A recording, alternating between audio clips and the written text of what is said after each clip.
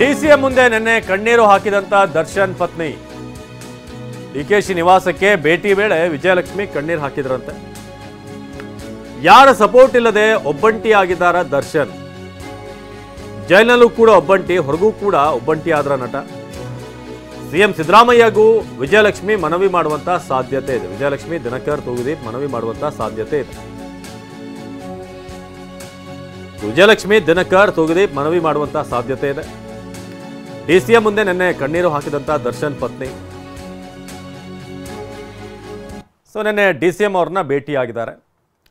ಅವ್ರನ್ನ ಕಾಂಟ್ಯಾಕ್ಟ್ ಮಾಡುವಷ್ಟು ಇವರಿಗೆ ಅವಕಾಶ ಇದೆ, ಮಾಡಲಾಗಿದೆ. ಬೇರೆ ಖೈದಿಗಳ ಕಥೆ ಏನು ಅಂತ ಒಂದಷ್ಟು ಮಂದಿ ಈಗ ಪ್ರಶ್ನೆ ಮಾಡುವಂಥದ್ದು ಕೂಡ ಆಗ್ತಾ ಇದೆ ಈಗ. ಡಿಸಿಎಂ ಮುಂದೆ ನಿನ್ನೆ ಕಣ್ಣೀರು ಹಾಕಿದಂಥ ದರ್ಶನ್ ಪತ್ನಿ ಡಿಕೆ ನಿವಾಸದಿಂದ ನಂತರ ವಿಜಯಲಕ್ಷ್ಮಿ ಮತ್ತು ದಿನಕರ್ ಇಬ್ಬರು ಕೂಡ ಹೊರಟರು. ಇವ್ರು ಕೇಳಿದಂಥ ಸಂದರ್ಭದಲ್ಲಿ ಮಗಂದೇನೋ ಈ ಅಡ್ಮಿಷನ್ ವಿಚಾರವಾಗಿ ಅದು ಇದು ಅಂತ ಪ್ರೇಮ್ ಕೂಡ ಹೇಳ್ತಾ ಇದ್ರು. ಇನ್ನೊಂದು ಕಡೆ ಜೈಲಿನಲ್ಲಿ ಒಬ್ಬಂಟಿ, ಹೊರಗಡೆ ಕೂಡ ಒಬ್ಬಂಟಿ ಆದ್ರ ಜೊತೆಗೆ ವಿಜಯಲಕ್ಷ್ಮಿ ಅವರು ದರ್ಶನ್ ಪರವಾಗಿ ನಿಂತಿರುವಂಥ ರೀತಿ ಇದು ಕೂಡ ನಾವಿಲ್ಲಿ ಗಮನಿಸ್ತಾ ಇದ್ದೀವಿ. ಡಿಸಿಎಂ ಅವ್ರನ್ನ ಭೇಟಿ ಆಗಿದ್ದಾರೆ. ಇನ್ನು ಸಿಎಂ ಅವ್ರನ್ನ ಕೂಡ ಭೇಟಿಯಾಗುವಂಥ ಸಾಧ್ಯತೆ ಇದೆ. ನಿನ್ನೆ ಒಂದಷ್ಟು ವಿಚಾರಗಳನ್ನು ಹೇಳಿದರು. ಈ ಮನೆ ಊಟಕ್ಕೆ ಸಂಬಂಧಪಟ್ಟ ಹಾಗೆಯೇ ಅಲ್ಲಿ ಹಾಸಿಗೆ ಬುಕ್ಕು ಇದರೆಲ್ಲ ವ್ಯವಸ್ಥೆ ಬೇಕು ಅನ್ನೋದು. ಡಿಸಿಎಂ ಮುಂದೆ ನಿನ್ನೆ ಒಂದಷ್ಟು ವಿಚಾರಗಳನ್ನು ಹೇಳ್ಕೊಂಡಿದ್ದಾರೆ. ಮೇ ಬಿ ದರ್ಶನ್ ಭೇಟಿಯಾದಾಗ ದರ್ಶನ್ ಏನು ಹೇಳಿದ್ದಾರೆ, ಮೇ ಬಿ ಆ ಒಂದು ವಿಚಾರವನ್ನು ಹೊತ್ತು ತಂದು ಡಿಸಿಎಂ ಅವ್ರಿಗೂ ಕೂಡ ತಿಳಿಸಿರುವಂಥ ಸಾಧ್ಯತೆ ಇದೆ.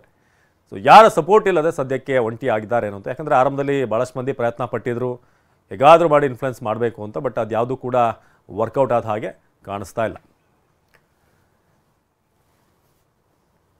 ನಮ್ಮ ಪ್ರತಿನಿಧಿಗಳು ಮಂಗಳ ಹಾಗೇನೆ ಶಿವಪ್ರಸಾದ್ ಇಬ್ಬರು ಕೂಡ ನೇರ ಸಂಪರ್ಕದಲ್ಲಿ ಜಾಯ್ನ್ ಆಗಿದ್ದಾರೆ. ಮೊದಲು ಮಂಗಳ ಬಳಿ ಹೋಗೋದಾದರೆ, ಮಂಗಳ, ಈಗ ನಿನ್ನೆಯ ಭೇಟಿ ಯಾವ ಉದ್ದೇಶಕ್ಕೆ ಅಂತ ಪ್ರಶ್ನೆ ಇತ್ತು. ಯಾಕಂದರೆ ಒಂದು ತನಿಖೆ ಆಗ್ತಿರ್ಬೇಕಾದ್ರೆ, ಚಾರ್ಜ್ ಶೀಟ್ ಫೈಲ್ ಆಗ್ತಿರ್ಬೇಕಾದ್ರೆ ಯಾವುದೇ ಅಂತ ವಿಸಿಟ್ಗಳು ಬೇರೆ ರೀತಿಯಾಗಿ ಪೋಟ್ರೆ ಆಗುವಂಥ ಸಾಧ್ಯತೆಗಳು ಕೂಡ ಇದೆ. ಏನಾದರೂ ಪ್ರಭಾವ ಬೀರುವಂಥ ಪ್ರಯತ್ನನ ಏನು ಅಂತ. ಬಟ್ ಅಲ್ಲಿ ಹೋದಾಗ ಈ ವ್ಯವಸ್ಥೆಗಳು ಏನು ಒಳಗಡೆ ಒಂದಷ್ಟು ಮನವಿ ಮಾಡಿದ್ರು ದರ್ಶನ್, ಅದರ ಸಂಬಂಧಪಟ್ಟಾಗಿ ಕೂಡ ಮಾತನಾಡಿರ್ಬೋದು ಅಂತ. ವಿಶೇಷವಾಗಿ ಅಲ್ಲಿ ಕಣ್ಣೀರು ಹಾಕಿದ್ರು ವಿಜಯಲಕ್ಷ್ಮಿ ಅನ್ನೋದು. ಏನಾಗಿದೆ ನಿನ್ನೆ ಒಂದು ಮೀಟಿಂಗ್ನಲ್ಲಿ ಅಥವಾ ಒಂದು ಭೇಟಿಯ ಸಂದರ್ಭದಲ್ಲಿ ಅಂತ?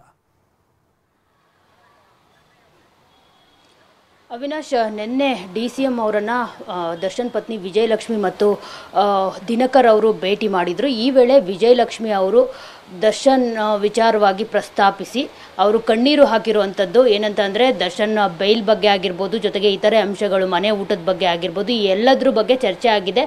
ಅವರು ಆಚೆ ಬಂದ ನಂತರ ದರ್ಶನ್ ಮಗನ ವಿಚಾರ ಅಂತ ಹೇಳಿದರು. ಅಫ್ಕೋರ್ಸ್ ಹೌದು, ದರ್ಶನ್ ಮಗನ ಬಗ್ಗೆ ಕೂಡ ಪ್ರಸ್ತಾಪ ಆಗಿರುವಂಥದ್ದು ಅಲ್ಲಿ. ಜೊತೆಗೆ ದರ್ಶನ್ ವಿಚಾರವನ್ನು ಕೂಡ ಹೇಳಿಕೊಂಡು ಕಾನೂನು ಚೌಕಟ್ಟಿನಲ್ಲಿ ಏನಾದರೂ ಸಹಾಯ ಆಗುತ್ತೆ ಅಂತ ಅಂದರೆ ಮಾಡಿ ಅಂತ ಮನವಿ ಮಾಡಿಕೊಂಡು ವಿಜಯಲಕ್ಷ್ಮಿ ಅವರು ಕಣ್ಣೀರು ಹಾಕಿರುವಂಥದ್ದು. ಅವರು ಕಣ್ಣೀರು ಹಾಕೋದಕ್ಕೂ ಕೂಡ ಒಂದು ರೀಸನ್ ಇದೆ. ಯಾಕಂದರೆ ಈಗ ದರ್ಶನ್ ಅವರು ಒಬ್ಬಂಟಿ ಆಗಿರುವಂಥದ್ದು. ಅವರು ಸೆಲ್ನಲ್ಲಿ ಒಬ್ಬಂಟಿ ಆಗಿದ್ದಾರೆ. ಬರೀ ಅಲ್ಲಷ್ಟೇ ಒಬ್ಬಂಟಿ ಆಗಿಲ್ಲ, ಪರಪ್ಪನ ಅಗ್ರಹಾರದಲ್ಲಿ, ಜೊತೆಗೆ ಇಲ್ಲಿ ಚಿತ್ರರಂಗದಲ್ಲೂ ಕೂಡ ದರ್ಶನ್ ಅವರು ಒಬ್ಬಂಟಿ ಆಗಿರುವಂಥದ್ದು. ಯಾಕಂದರೆ ಇವತ್ತು ಅವರು ಜೈಲ್ ಪಾಲಾಗಿರುವಂಥದ್ರ ಬಗ್ಗೆ ಯಾರೂ ಕೂಡ ಅಷ್ಟಾಗಿ ರಿಯಾಕ್ಷನ್ ಕೊಡ್ತಾ ಇಲ್ಲ. ಅಂದರೆ ಯಾವ ರೀತಿ ಅಂದರೆ ಅವ್ರಿಗೆ ಸಾಥ್ ಕೊಡ್ತಾ ಇಲ್ಲ ದರ್ಶನ್ ಅವ್ರಿಗೆ. ಈ ಪ್ರಕರಣದಿಂದ ಆಚೆ ಬರೋದಕ್ಕಾಗಿರ್ಬೋದು, ಅವ್ರ ಜೊತೆ ನಿಲ್ಲೋದಾಗಿರ್ಬೋದು. ಅಂದರೆ ಆಚೆ ಜಸ್ಟ್ ವಿಜಯಲಕ್ಷ್ಮಿ ಮತ್ತು ಸಹೋದರ ದಿನಕರ್ ಮಾತ್ರ ಫೈಟ್ ಮಾಡ್ತಿರೋವಂಥದ್ದು. ಅದ್ರ ಬದಲಾಗಿ ಯಾರೂ ಕೂಡ ಅವರಿಗೆ ಈ ಬಗ್ಗೆ ಸಾಥ್ ಕೊಡ್ತಿಲ್ಲ, ಜೊತೆಗೆ ಸಪೋರ್ಟ್ ಕೂಡ ಮಾಡ್ತಾ ಇಲ್ಲ. ನಿನ್ನೆ ಬರೀ ಜಸ್ಟ್ ಜೋಗಿ ಪ್ರೇಮ್ ಅವ್ರು ಮಾತ್ರ ಅವ್ರ ಜೊತೆ ಇದ್ರು ಅಷ್ಟೇ. ಬೇರೆ ಯಾರೂ ಕೂಡ ಅವ್ರ ಜೊತೆ ಕಾಣಿಸ್ಕೊಳ್ತೂ ಇಲ್ಲ, ಏನೂ ಇಲ್ಲ. ಯಾಕಂದರೆ ದರ್ಶನ್ ಅವರು ಆಚೆ ಇದ್ದಾಗ ಎಲ್ರಿಗೂ ಗೊತ್ತಿರೋವಂಥದ್ದೇ, ಅಣ್ಣ ಅನ್ನೋದು, ಮಗ ಅನ್ನೋದು, ನಮ್ಮ ಬಾಸ್ ಅನ್ನೋದು ಎಲ್ಲರೂ ಮಾಡ್ತಾಯಿದ್ರು. ಇವತ್ತು ವಿಜಯಲಕ್ಷ್ಮಿ ಮತ್ತು ದಿನಕರ್ ಜೊತೆ ಇರೋದು ಕೇವಲ ಅವರ ಕುಟುಂಬ ಮಾತ್ರ, ಜೊತೆಗೆ ದರ್ಶನ್ ಅವರ ಅಭಿಮಾನಿಗಳು ಮಾತ್ರ. ಹೀಗಾಗಿ ದರ್ಶನ್ ಅವರು ಒಬ್ಬಂಟಿ ಹೋರಾಟವನ್ನು ಮಾಡ್ತಿರೋವಂಥದ್ದು ಈ ಒಂದು ಪ್ರಕರಣದಲ್ಲಿ.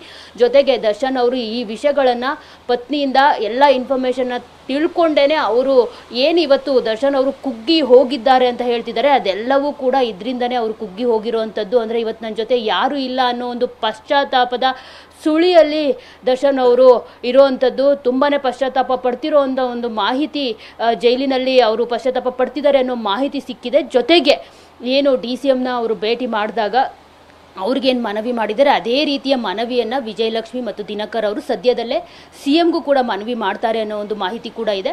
ಸದ್ಯದಲ್ಲೇ ಅವರನ್ನು ಕೂಡ ಭೇಟಿ ಮಾಡ್ತಾರೆ. ಒಟ್ಟಿನಲ್ಲಿ ದರ್ಶನ್ ಅವರು ಒಬ್ಬಂಟಿ ಆಗಿರುವಂಥದ್ದು, ಜೊತೆಗೆ ವಿಜಯಲಕ್ಷ್ಮಿ ಅವರು ದರ್ಶನ್ ಅವ್ರನ್ನ ಆಚೆ ತರೋದಕ್ಕೆ ಯಾವ ರೀತಿ ಪ್ರಯತ್ನ ಎಲ್ಲ ಮಾಡಬೇಕೋ ಆ ರೀತಿ ಪ್ರಯತ್ನ ಪಡ್ತಿರೋವಂಥದ್ದು. ಎಲ್ಲಾದರೂ ಯಾರಾದರೂ ಇಂಥವ್ರನ್ನ ಕಾಂಟ್ಯಾಕ್ಟ್ ಮಾಡಿ ರಾಜಕೀಯ ನಾಯಕರನ್ನ ಸಂಪರ್ಕ ಮಾಡಿ ಅಂತ ಅಂದ್ರೂ ಕೂಡ ವಿಜಯಲಕ್ಷ್ಮಿ ಅದನ್ನು ಅಲೆಗೆಳಿತಿಲ್ಲ.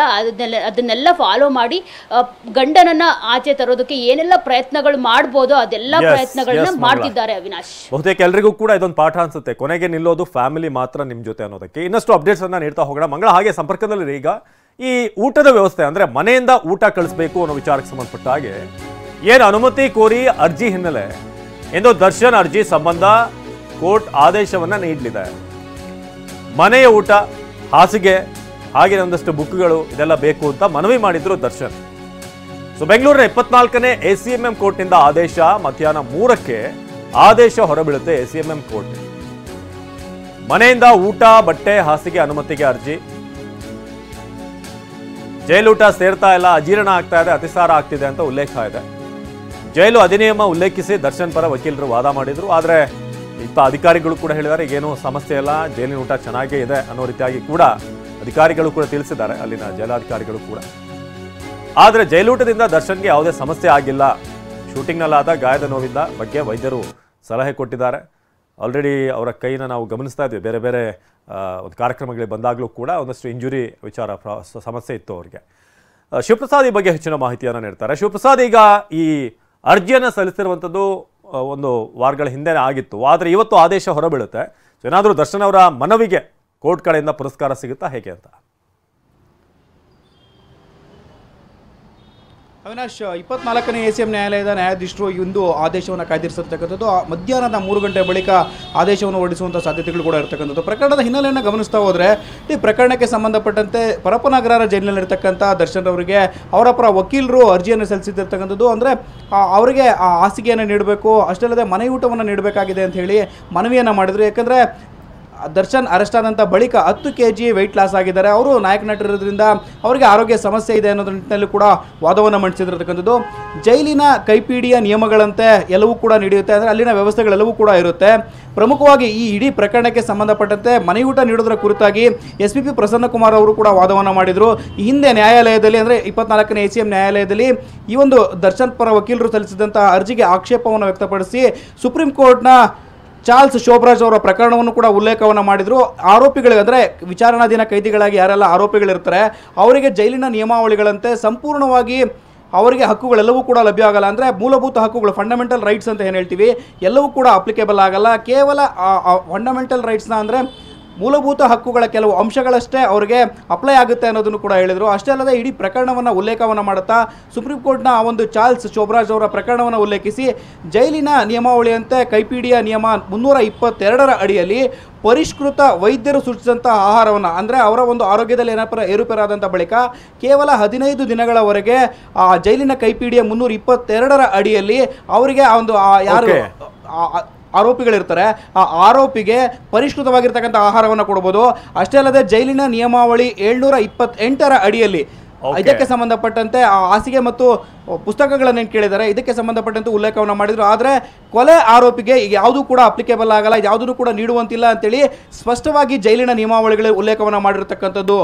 ಅವಿನಾಶ್, ಈ ಹಿನ್ನೆಲೆಯಲ್ಲಿ ದರ್ಶನ್ ರವರಿಗೆ ಏನು ಅವರ ಪರ ವಕೀಲರು ಸಲ್ಲಿಸಿರ್ತಕ್ಕಂಥ ಅರ್ಜಿಗೆ ಪುರಸ್ಕರಿಸುವಂಥ ಸಾಧ್ಯತೆಗಳು ತೀರಾ ಕಡಿಮೆ ಅಂತಲೇ ಹೇಳ್ಬೋದಾಗಿದೆ. ಅವಿನಾಶ್, ಧನ್ಯವಾದ ಶಿವಪ್ರಸಾದ್. ಮಂಗಳ ಇಬ್ಬರಿಗೂ ಕೂಡ